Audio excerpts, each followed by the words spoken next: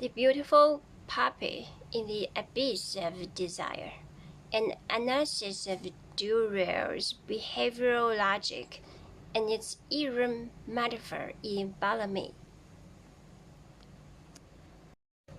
Guy de Maupassant's Bellamy is set in the society of France's Third Republic at the end of the 19th century. Depicting the protagonist Georges Durrell as a classic image of an ambitious man, starting as a penniless ex-soldier. He climbed the ranks in Paris's high society step by step through his handsome appearance and despicable means, eventually entering the upper class. Durrell's actions may seem like a collapse of personal morality, but in reality, they are a macrocosm of the money worship, class solidification, and distorted values in French society at that time. Each of his choices to climb upwards reflects the tragedy of an individual being swallowed by desire under the tide of the era. 1. The incense of Durrell's behavior. Survival speculation with beauty as a weapon.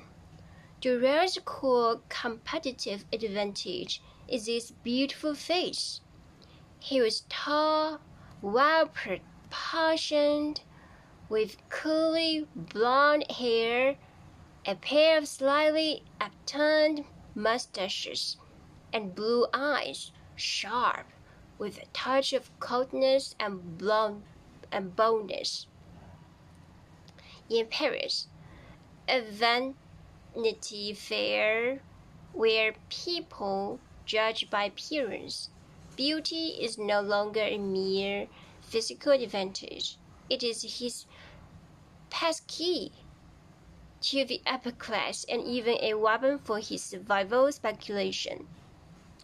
His behavioral logic is full of utilitarianism from the very beginning.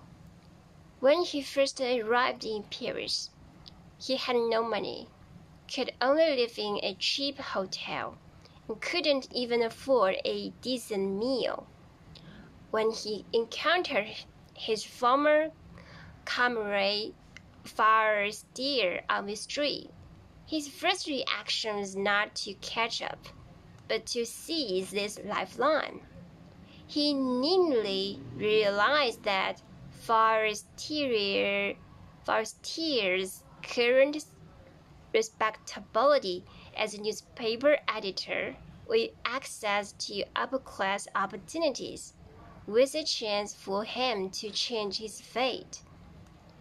To ingratiate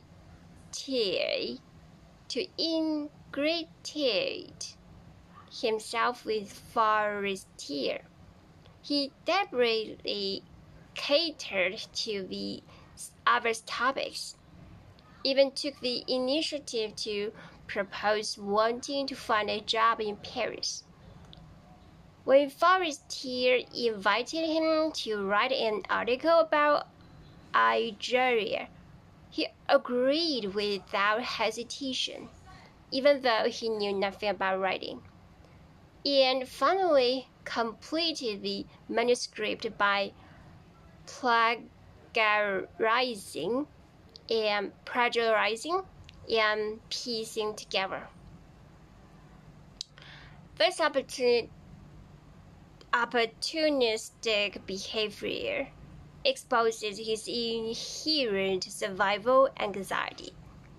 In a society with strict class barriers, he had no family background, no wealth, no knowledge, and could only seize every possible opportunity to take a gamble. When he found that beauty could bring more convenience, he used this weapon to the fullest. he took advantage of Forestier's wife, Madeleine's compassion in writing a apology, asking her to help revise his articles and provide materials. Even after Forestier's death, he did not hesitate to marry Madeleine, not out of love, but because Madeleine was familiar with the operation of the newspaper and knew the celebrities in the upper class, which could serve as a springboard for his career. Later, he coveted the wife of the newspaper owner Walter, Madame de Marie, seducing her with sweet words and ambiguous glances. He not only obtained more social resources from her, but also used her influence to gain a higher position in the newspaper. In Durell's eyes, feelings are just tools for interest exchange. Marriage is a ladder for class promotion, and beauty is the most direct means to achieve all this. Each of his shows of kindness and flattery precisely hit the other's needs. To Madeleine, he showed vulnerability to get help. To Madame de Marie, he released the charm to obtain resources. To Walter's daughter, Susan, he pretended to be sincere to seek wealth and status. This precision speculation may seem like a sign of his cleverness, but in fact, it is his recklessness under survival pressure. He has long cast aside moral bottom lines. With success, for example, entering the upper class as his only goal. 2. The era roots of Durell's behavior.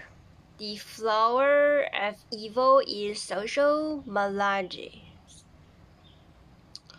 Durell's despicable behavior is not an isolated personal choice, but a concentrated outbreak of the illness in French society at the end of the 19th century.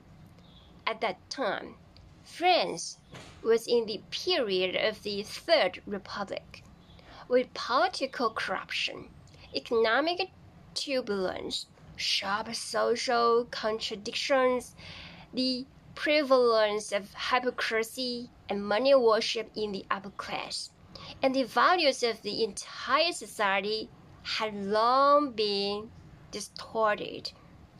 Success was no longer linked to morality and nobility, but equated with wealth and status. Durell's climbing upwards is essentially a compliance and utilization of these pathological social rules. First, the degradation of the news industry provided the soil for evil for Durell. In the novel, La Vraie Franchise, founded by Walter, is not a position for public opinion supervision, but a tool for politicians and capitalists to manipulate public opinion. The newspaper's articles do not need to be true, but only need to cater to readers' tastes and serve the boss's interests. The value of a journalist lies not in professional ability, but in whether they can attract advertisements and whether they can make friends with powerful people. Durell saw through this. He didn't need to know how to write. As long as he could make up stories and please the boss, he could gain a foothold in the newspaper